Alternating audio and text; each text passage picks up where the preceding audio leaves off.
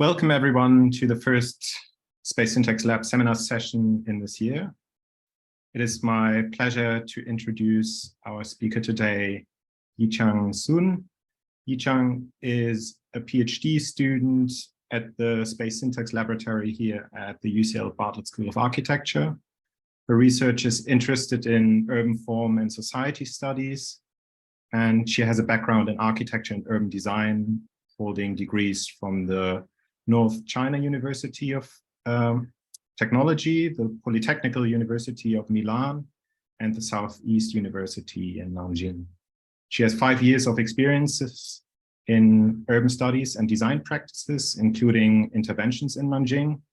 And in addition to her PhD work, Yichang is also working as a postgraduate teaching assistant here at UCL and has previous teaching experience at the Southeast University and the Polytechnical University Turin. Today, Yichang will be sharing her research on the Taiping South Road area in Nanjing, China. This study examines how the use of public and private spaces has changed over time, with a specific focus on the concept of common space. Common space is theorized as a third domain between home and the public realm. And Yichang's research explores how it has played a role in the cultural tradition of Chinese urban areas. And I'm sure we are all looking forward to hearing more about Yichang's research and her insights into the changing use of public and private spaces in China. But before we start, I'd like to highlight that we have a Q&A session at the end of the presentation. So if you have any questions during the talk, please put them in the chat so that we can address them at the very end of the talk.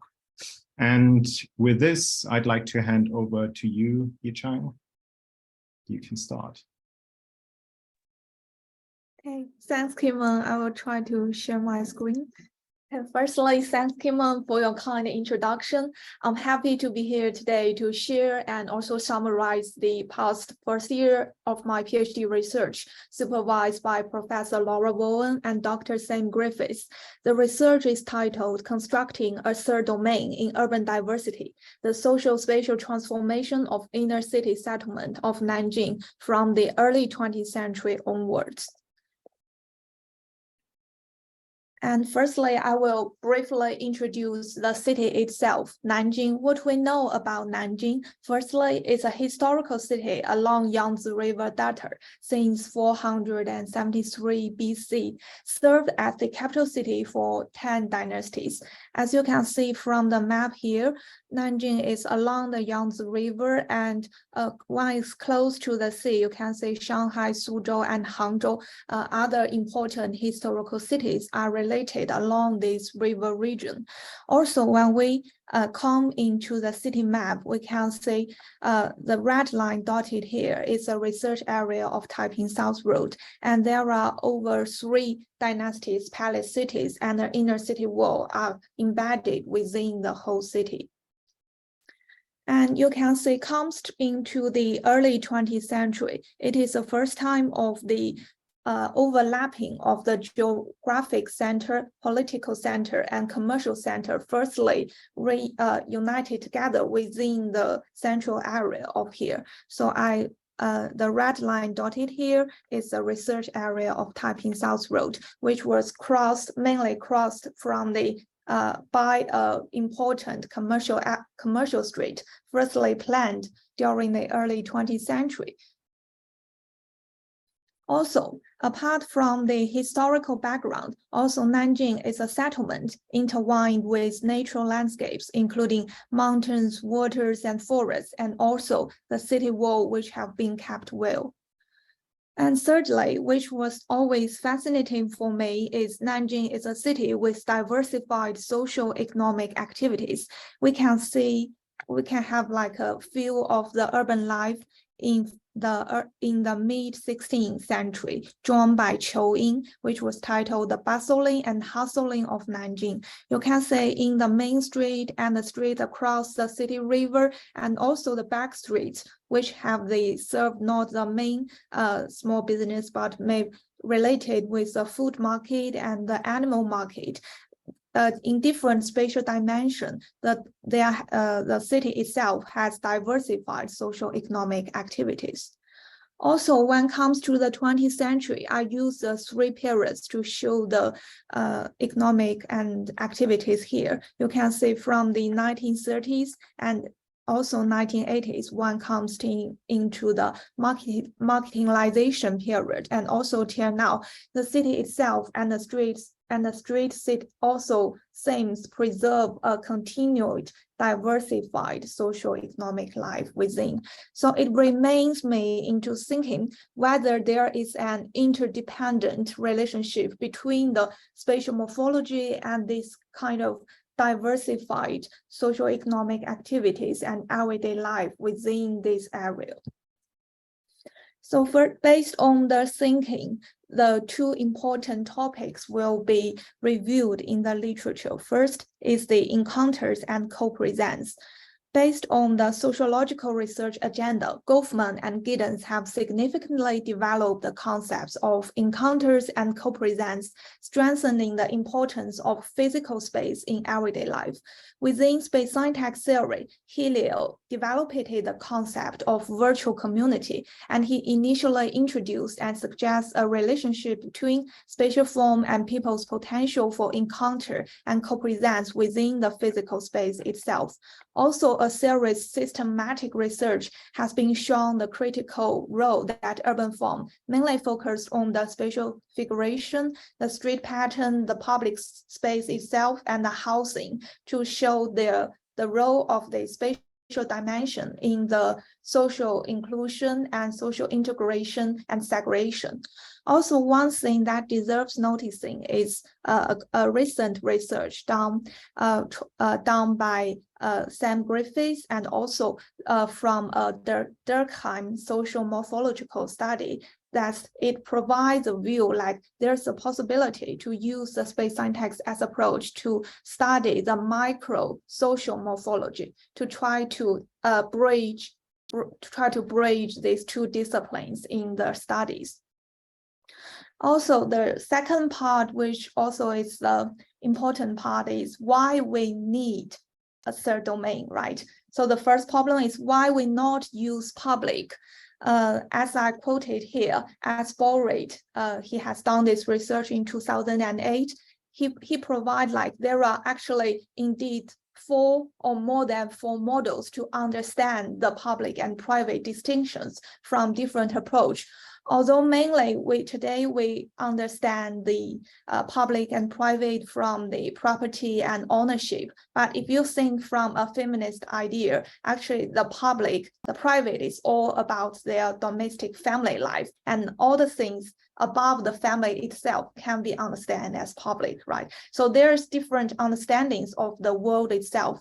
Also, when it comes to the space itself, there is an ambiguity between public and private spaces. Sometimes private spaces that can actually access by the public, as Dewey's and Wang's research on the salons and the tea house and even the cafes, right? They are private space owned, but they can use by the public. But for the public space like streets and some alleys, they can actually used or occupied by the private people.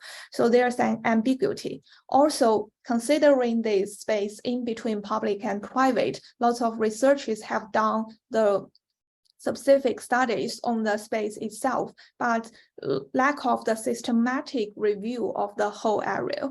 And also, when it's come to the Chinese urban context, there is always a thing that confuse me a lot is that the public maybe is not a precise word corresponding to the cultural tradition of Gong in Chinese cities. As William Rowe has done his research on Hankou since the 1990s, and he tried to summarize the public life or public sphere in Chinese urban context. The space can be the world of Gong can be understood as an intricate integration of commonwealth, collective production, and communal senses, accompanied by the notion of government and also the autonomous actions. So it's a quite complex. When it comes to the common space itself, I think the most important part is it always strengthens a way in the making. So when we trace back to the term of common, it actually comes back to the enclosure movement in England from the 15th to 17th century, also Harding and Ostrom's fabulous research on the common understanding. And recently a research has summarized the common can be understood as a common resources, a community of people, which was called commoners, and the process of doing in common. And actually it's the most important part is commoning.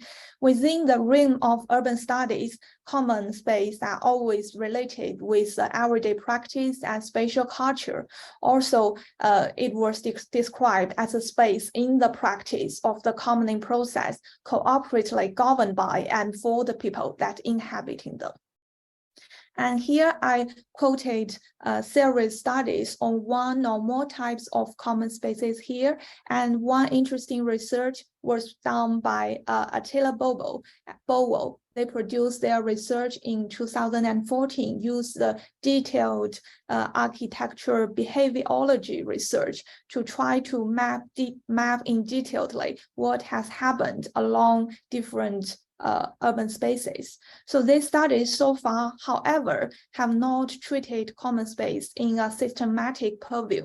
Based on the social-spatial and morphological spatial aspects, this study seeks to analyze the transformation of diverse common spaces with spatial scales shifting from city to neighborhood to housing in a city, inner city settlement over time.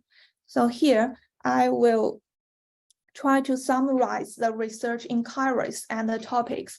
Firstly, the common space here from the social aspect can be understood from the named social spaces, include guilds, community centers, small business, and street markets, and also a very important unnamed social spaces, which are collective spaces for parking, planting, cooking, washing, and drying, which are related with people's everyday life, right? And another part is the morphological aspect, which was called, the first part is the valley spaces, or maybe the word is not that precise, but it's mainly to strengthen. It is the rooms or buildings that can be commonly used and shared. Also the void spaces, which are pathways connecting streets and the front doors of household.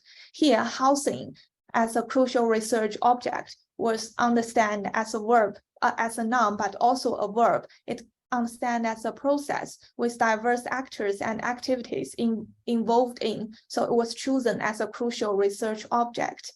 Based on these research inquiries, the study tries to answer the two key questions. Firstly, how common spaces can be analyzed from an integrated social, spatial, and temporal approach that combines qualitative description and quantitative measurement across the spatial scales. And secondly, how Nanjing's urban diversity emerged and transformed as a result of an interplay between broader spatial morphological structure and everyday practice over time. So here is like a research framework, try to covering the city scale, neighborhood scale, and housing scale. Also, the main data sets can be different according to the collected data sets and also the time points I chosen here.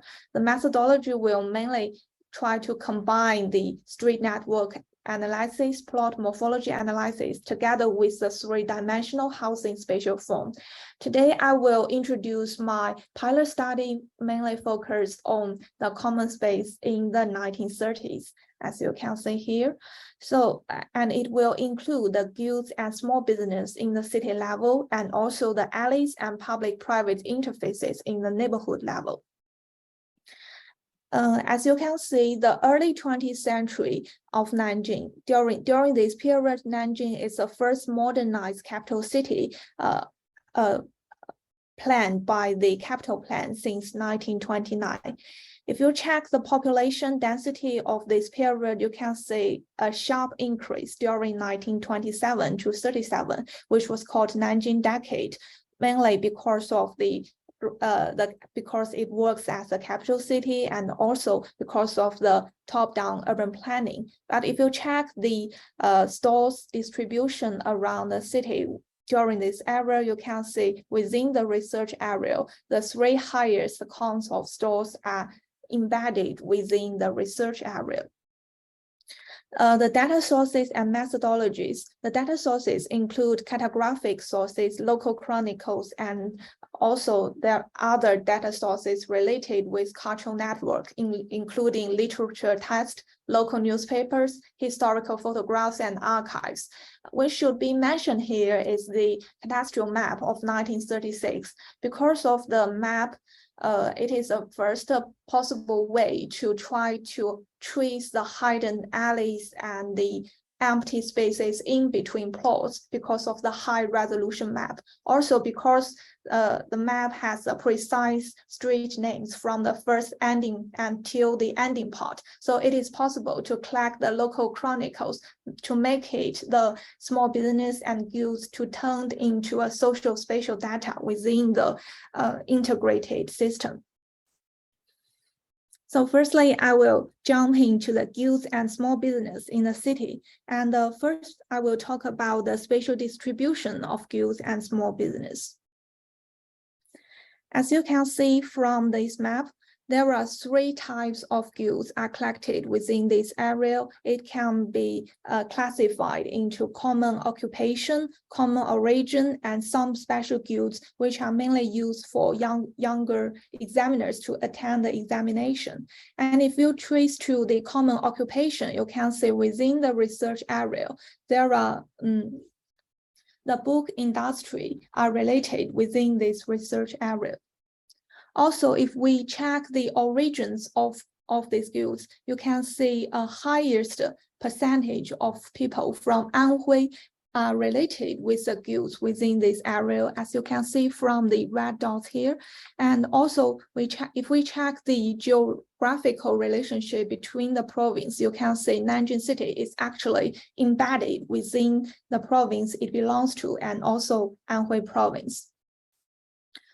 So considering the street length, the number of guilds per 50 meters is created as a parameter to measure their density at the street level. With the density from high to low, the related street segments color ranges from dark to light. What can be seen from this map is that most guilds are distributed across the southwestern district, as you can see here. And the bank area of Qinghai River, which is here, and to which the streets are mostly either parallel or perpendicular with this river line. But when we come into the research area, actually the density of guilds are not that high. It's in middle, low level of the research total area. But what can be noticed is there are 2 streets here called Guangyi and Mafu streets has the highest density of the guilds here. And when we jump from the guilds to the small business, we can see a totally different spatial distribution logic of the small business here. So you can see 7 types of small business were found across Nanjing city. The total number of small business in this area accounts for about 35% of the whole city. The percentage is significantly high, considering that the street length of Taiping South Road only accounts 7% of the whole city area. Another character stands out is that nearly half of the inns and hotels are situated in this area. In the same way, the density of small business has been correspondingly linked with 95 named streets. We can see that the small business were mainly located in the southeastern districts, particularly Daxinggong and Fuzimiao area, which is here and the southern area, with the highest density level in the city. Different from guilds, it was found that the small business within Taiping South Road were in a higher level of density, you can see here. In addition, street markets as vital urban spaces for dense everyday interaction and encounters are also transcribed in the map, and we can see 5 important street markets are located within this area.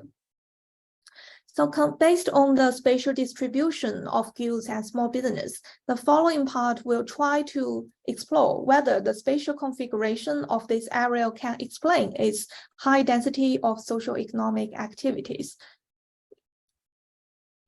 And before we jump into the spatial configuration, here are two postcards on the left that indicate how people living locally using Taiping South Road and interacted with each other. And also it shows a different atmosphere compared with the traditional street market Beimenqiao here. So taking space syntax approach, the segment angular analysis shows that over half of the study area streets are included in the top 20% integration core at the city level. Through integration analysis from the radius 400, 800, 2000, and N radius, and comparing the corresponding value of each street to the research area overall, the spatial value of these streets can be specifically reviewed, and we can notice the Yichang Street, which is in the southern edge of the research areas, ranks the highest integration value across the different radius. Also, I do the choice analysis of this area. And you can see Yichang Street still maintains its higher choice value across the board. The other streets similarly shows relatively lower choice value, but retain higher choice value in larger scale radius of 2000 and N radius. So for the study of guilds, the southwestern districts and the bank of Qinghai River with high level of guilds densities are chosen as two additional areas to compare with the research area. As you can see, the research area is labeled with blue, and the southwestern is in gray, and the yellow is the river area. And you can see a significant higher integration level at the global radius can be reviewed in this research area. And also two interesting parties, you can see two street segments here. They show the higher density of guilds, but seems their integration value both in local and the global is not that high compared with others area.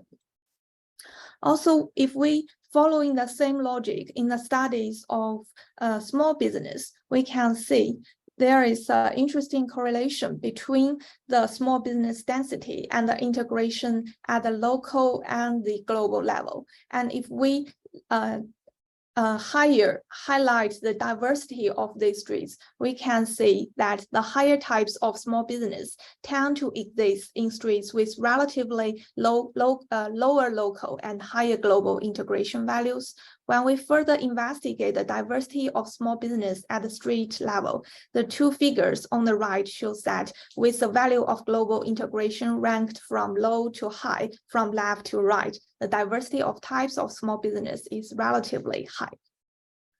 And also, if we dig into the specific types of small business, the left one shows the density of hotels, tea houses, and restaurants on the integration of local and global. And the right one shows the density of bath houses on integration from 400, 800 till the global radius. And you can see there is a very interesting relatively correlation within the 800 meters and 1200 meters for bath house. So it is one possible implication is that bath house during this time mainly served locals and local neighborhoods. It can be confirmed through a series of newspapers reports, comics, and photographs published in this stage. As you can see here, bath houses in everyday life can be closely reviewed from the local residents' perspective and also from the woman's feeling, because at this time, the women are not that welcomed to join into the bath houses. And there is an anecdote in the period of liberation when two younger women join into the bath house, and it makes people to understand the social atmosphere has changed. And also the tiger stove, which are more close related with the narrow lanes and the neighborhood level. So it works as a facility for the hot water provider, and which was strongly related with the bath houses and also the tea houses and the restaurants, which use the water as a resources here. So after the guilds and small business studies in the city level, I start to think about the common space from the spatial level. So it will include the alleys and also the plots as a public and private interface in the neighborhood. If we try to trace the hidden alleys, you can see here is an image shot by Heather Morrison in 1930s to show the atmosphere of alleys, which are closely related with the people's everyday life and how their domestic life can be jumped out of the boundary of their building itself. If we use the cadastral map, because of the high resolution, we can firstly map traces these hidden maps with hidden alleys and the empty spaces with through this cadastral map in 1936, and you can see there are compared with the 1933 map, which was drawn based on the main city map. It shows that the number of street segments of 1936 is 3.5 times greater than the map of the left, with a total length about 1.5 times higher than the others. So if we overlap these two maps, we can see there are densely located alleys within along this river especially in the southwestern area and the eastern area. But for the research area, it seems that the alleys are mostly along these southwestern edges. So if we use the configuration analysis based on the integration, we can see through the local radius, the highest density of these local radius shows mainly related with 4 areas, as you can see here.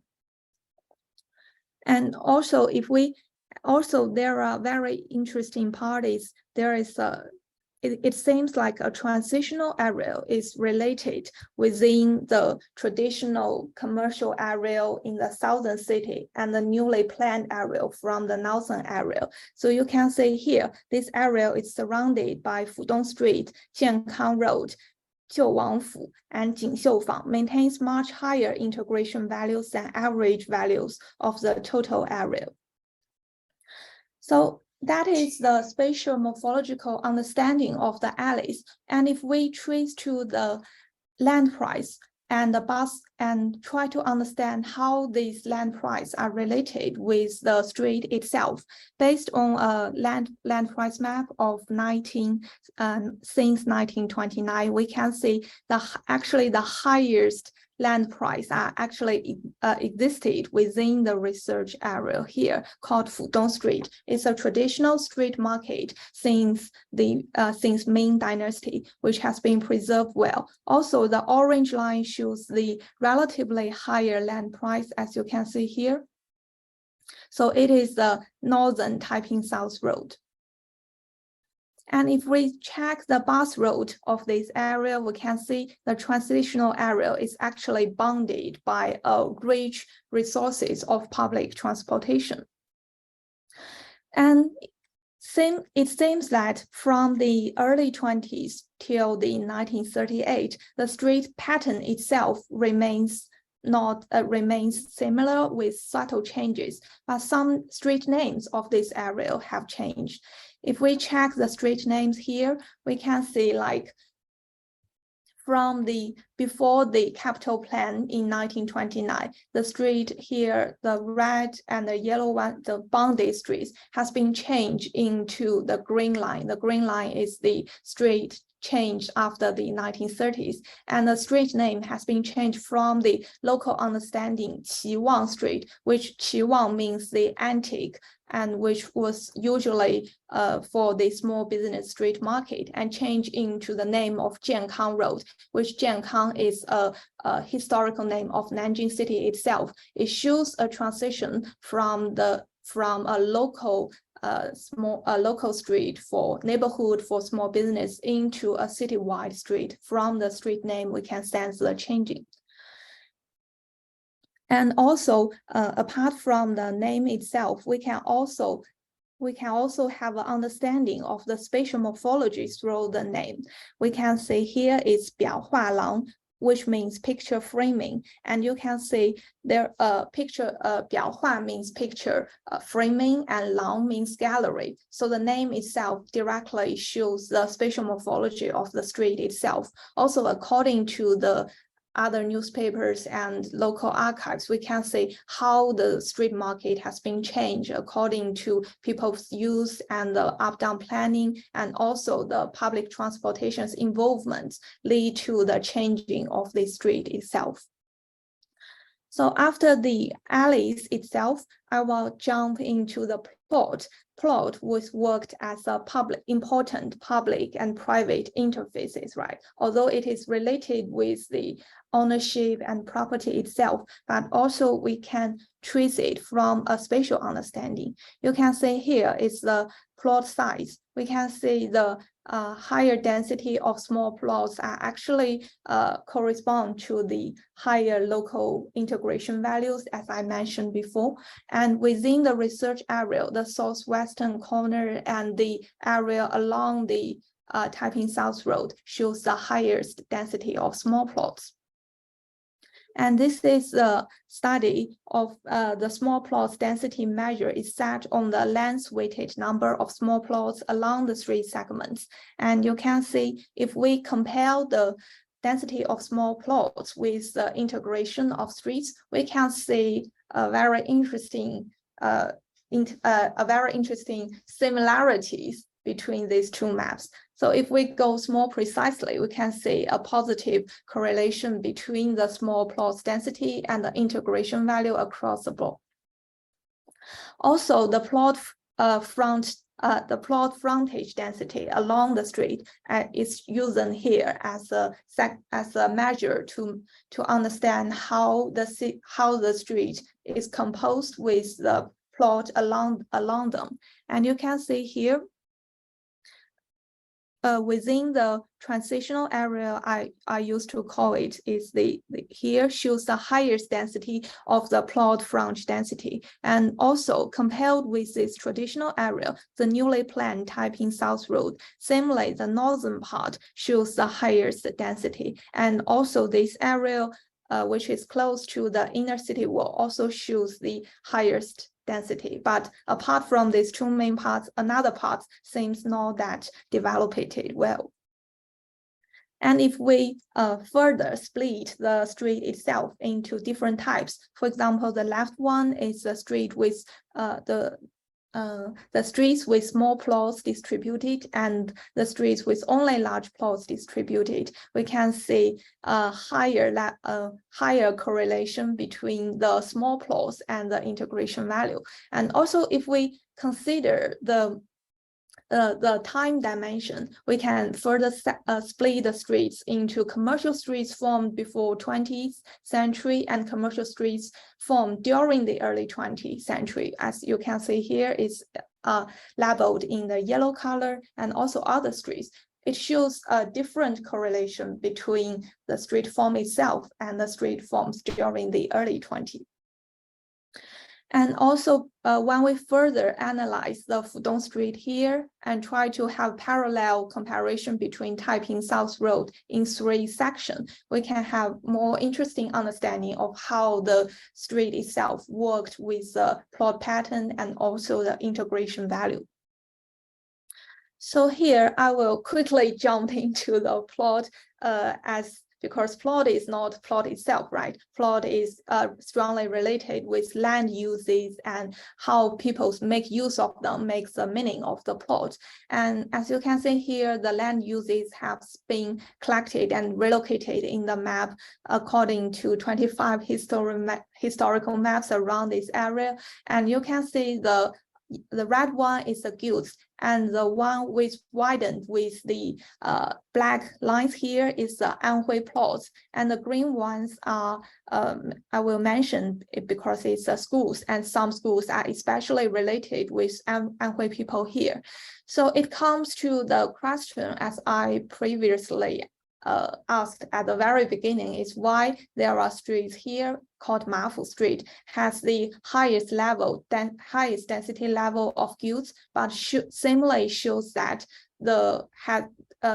but however, they didn't have the strong support from the spatial configuration and the plot morphology. You can see actually around this area, there are very strong support of the public amenities, including schools, institutions, and bookshops, and also the guilds, which are related with the Anhui province itself. So it shows a transspatial logic embedded within this area.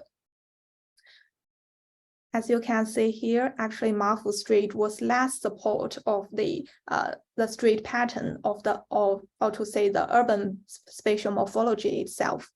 So it is if we compare this with Helios research on London guilds, there is a very interesting conversation can be done about the transspatial culture.